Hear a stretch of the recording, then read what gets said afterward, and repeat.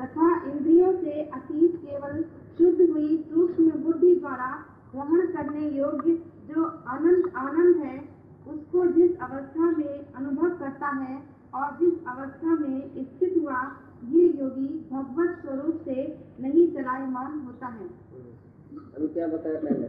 इंद्रियों से अतीत केवल शुद्ध हुई सूक्ष्म बुद्धि द्वारा। इंद्रियों से अतीत सूक्ष्म बुद्धि, जो इंद्रियों में गति हुई सूक्ष्म बुद्धि नहीं है, वो स्थूल बुद्धि है। जो इंद्रियों में, इंद्रियों के रसों में जाने वाली बुद्धि, वो स्थूल बुद्धि है। अभी इंद्रियों से अतीत जो सूक्ष्म बुद्धि है, उस सूक्ष्म बुद्धि से तुम सूक्ष्म परमात्मा को जिस काल में जानेगा, तो उसी काल में तुम ऐसा स्तर हो जाएगा, परमात्मा के ध्यान में ऐसा स्तर हो जाएगा, वो कभी भी चला मन नहीं होगा उसी के स्वरूप से। मैंने कभी भी ऐसा चला मन नहीं होगा, चंचल नहीं होगा भाई, कभी आत्मा कभी दे, कभी आत्मा कभी दे, ऐसा नहीं होगा। पक्का जो स्तर बुद्धि वाला हो जाएगा, कभी अपने स्वरूप से चला मन नहीं होगा। जिसकी सूक्ष्म बुद्धि हो गई, इंद्रियों से ऊपर उठ गई। तुम्हारी बुद्धि में, इंद्रियों में और मन में काम का वासना है, वास है। जब भी तुम्हारे इंद्रियों से, मन से तुम ऊपर चलेगा और बुद्धि को भी सूक्ष्म करेगा, तभी तुम आत्मा में लीन होगा। तो इंद्रियों से ऊपर जो है सूक्ष्म बुद्धि है, इंद्रियों में गपी हुई बुद्धि जो है वो स्थूल बुद्धि है। तो जो इंद्रियों के रसों से ऊपर चढ़ गई, जिसकी बुद्धि, मन और बुद्धि ऊपर चढ़ गया और बुद्धि सूक्ष्म हो गई, उसी सूक्ष्म बुद्धि से जो परमात्मा का ध्यान रखता है और परमात्मा में लीन होता है, वो बुद्धि कभी भी चला मन नहीं होगी और वो अपने भगत स्वरूप से, परमात्मा के स्वरूप से चला मन नहीं होगा।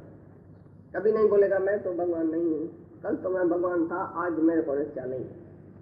कल तो मेरे को आनंद था, आज आनंद चला गया। क्यों आनंद चला गया? कि बुद्धि नीचे आ गई, इंद्रियों में स्थूल हो गई। जिस दिन सूक्ष्म में आ जाएगी तो ऐसे आनंद में बैठ जाएगा जो भगवत स्वरूप से कभी भी चला मन नहीं होगा। मैंने कभी भी भगवान का स्वरूप तुमको भूलेगा नहीं, आत्मा कभी भूलती नहीं है। ज्ञानी को कभी आत्मा नहीं भूलती है, तुमको शरीर नहीं भूलता है, ऐसी बात हो जाती है। तुम शरीर में इतना अटका पड़ा है, पक्का हो गया है, और ज्ञानी वाली आत्मा में इतना अटका पड़ा है, पक्का हो गया है, जो देह में नहीं आता है। ज्ञानी तो रहता ज्ञान में, आता न देह अभिमान में। और अज्ञानी को आत्मा बहुत मुश्किल लगती है। मेरे को आत्मा तो समझ में नहीं है, मैं आत्मा को क्या करूं? क्योंकि तुम्हारी बुद्धि इंद्रियों में पड़ी है, नीचे पड़ी है, रसाताल में पड़ी है, तो तुमको आत्मा कैसे समझ में आएगी? आत्मा ऐसी पवित्र शुद्ध चीज है। तो तुम्हारी बुद्धि जब भी पवित्र होगी, शुद्ध होगी, जब भी तुम्हारी बुद्धि में कोई नाम रूप नहीं रहेगा, सूक्ष्म होगी, तब भी ऐसे पवित्र सूक्ष्म आत्मा को ग्रहण कर सकेगी। सूक्ष्म बुद्धि से ही सूक्ष्म आत्मा तुम ग्रहण कर सकता है, स्थूल बुद्धि से नहीं। तो बोलता है जो सूक्ष्म बुद्धि से तुम आत्मा परमात्मा का ध्यान रखेगा, तो कभी भी भगवत स्वरूप से चला मन नहीं होगा, हमेशा स्थिर रहेगा। कभी ऐसा नहीं कि मैं आत्मा कल था आज नहीं हूँ, कल तो मेरे मन में शांति थी आज तो नहीं है। वो शांति अटल हो गई। परमात्मा का आनंद, ध्यान जनित आनंद जो है वो हमेशा अटल रहता है।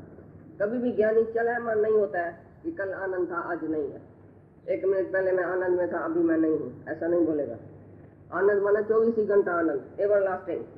वो आनंद कभी भूलने वाला नहीं है, कभी कम होने वाला नहीं है। आनंद माना ही आनंद, आनंद और शांति वो तुम्हारा वर्षा है, हमेशा के लिए तुम्हारे पास रहेगा। तो कभी चला मन नहीं होता है ज्ञानी, अपने स्वरूप से थोड़ा सा भी नीचे नहीं आता है। भाई मैं आत्मा नहीं हूँ, आज तो मेरे में देह आ गई, आज तो मेरे में मन आ गया, आज तो मेरे में इच्छा आ गई।